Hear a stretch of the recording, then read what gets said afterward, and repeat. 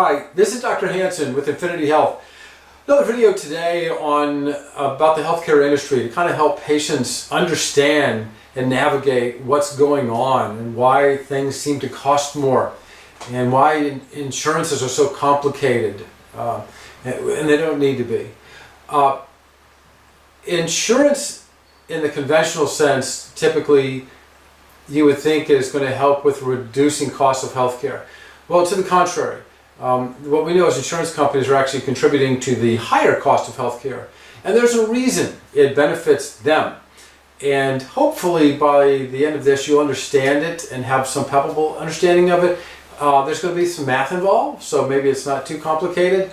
But let's start to cover this. So when we think of an insurance, we think of typically like homeowners, auto insurance, stuff that we only call upon if there's really a big ticket item, some major expense that hits. But in the healthcare industry, insurance has often come to mean now that they cover drugs and they'll cover just simple doctor visits and this kind of thing. Well, if what you're paying into is covering minor items, that's really no longer an insurance. That would be considered more of a prepaid health plan. So that's different from insurance in the classic sense. And because it's different, the model of an insurance doesn't really seem to fit anymore. We'll go into the reasons why high healthcare costs actually are benefiting the insurance industry. Heretofore, however, we will not call them insurances. We'll call them BUCCAs. I don't consider them insurances. I consider them cash pass-through organizations. And BUCCAs, you'll see here why we call them BUCCAs. You can see these are the major players involved in the health insurance industry, but we'll call these BUCCAs. And the first one on the list is actually the first one around in 1929 or so, developed as a hospital coverage thing. And so I guess that would be the mother of all of them. That'd be the mother BUCCA. Let's see, the censorship department's calling. Yeah, we can use that term. All right, thanks. So you can see where these come from and where an acronym comes from. So the health insurance industry takes your premium and then they dole out cash to doctors, hospitals, lab tests, etc. But they also keep some for themselves. All right, it's free enterprise, it's capitalism. They keep some money for themselves for running their overhead, and they keep some money for profit because they are for-profit organizations. Insurance companies, the BUCCAs are not altruistic. So there is a current rule, it's called the 80-20 rule. The 80-20 rule states that for whatever premium dollar they take in, they have to spend 80% of that on healthcare costs, medical costs, and the other 20% they keep for themselves to run their overhead and what's often not stated, for profits. So they use that money for both overhead and profits. So there are some markets where there's an 85-15 split, but 80-20 is the conventional, so we'll stick with that. So what happens then if that, let's just use a round number, $100 of premium goes into a BUCCA. They have to pay out $80 in healthcare costs. That's the rule. Let's say healthcare costs go down. Let's say they negotiate stuff so charges and healthcare costs actually come down, where they really should be.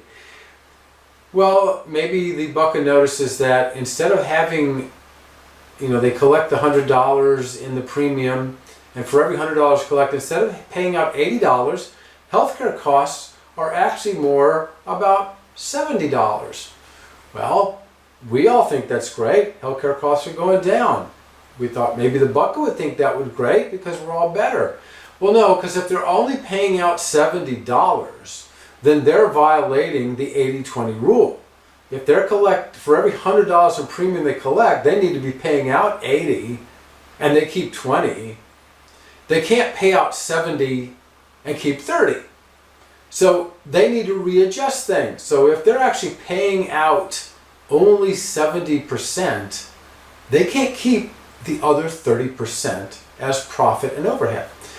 So if they're only paying out $70 or 70 cents on the dollar, then what actually has to happen is they would need to adjust premiums down. Makes sense. So if they're actually paying out $70 on any $100 collected premium, what they actually need to do is they would reduce the premium from $100 down to $87.50. At a premium rate for every $87.50 they take in, them paying out $70 in medical costs does calculate to comply with the 80-20 rule.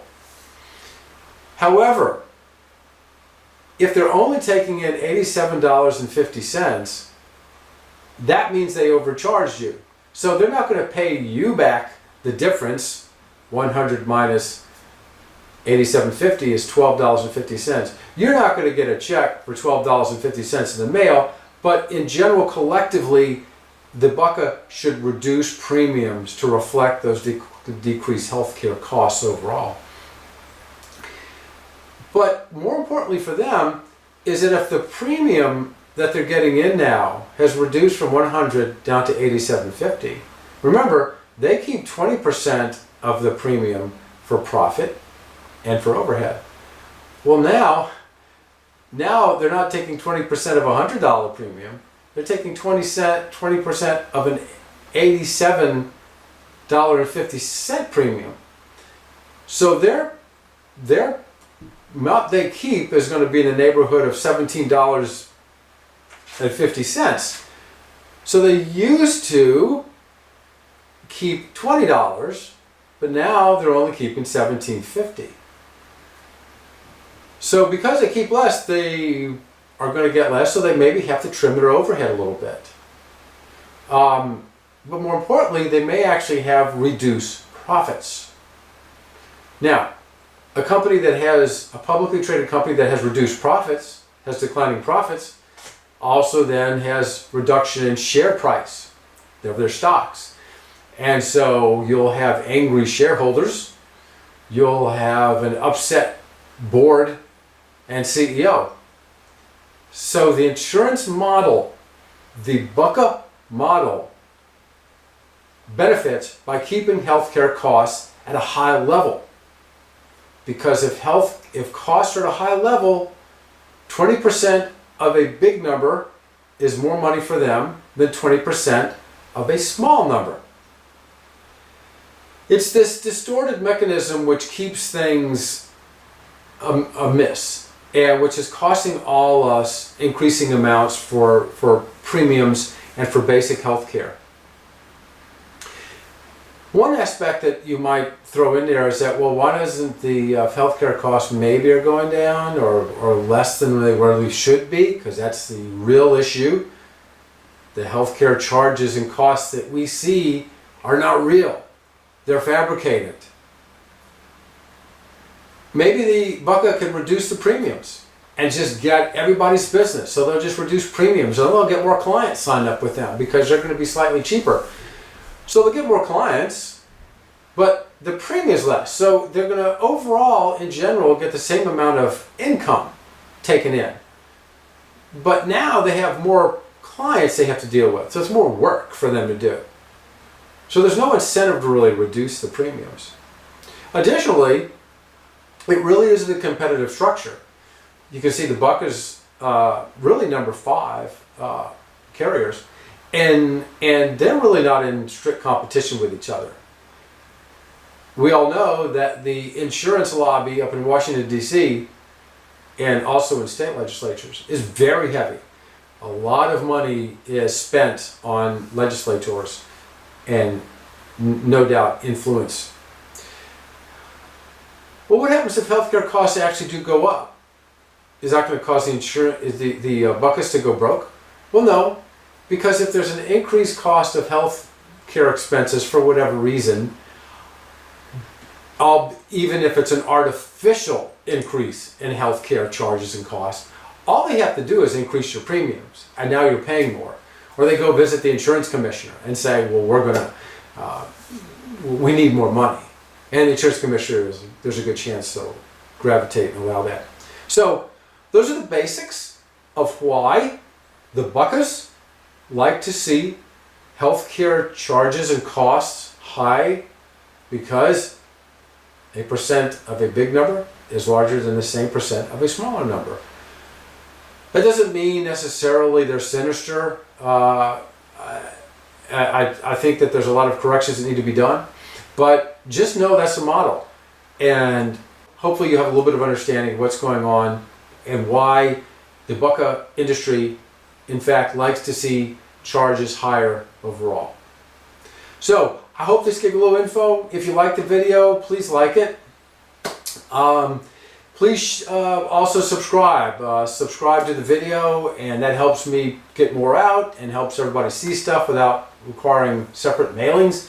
And please feel free to share too. Even if you're not a member, somebody's not a member of my practice, I don't care. I just like to have this information disseminated, because I think changing in healthcare is going to come at the primary care level.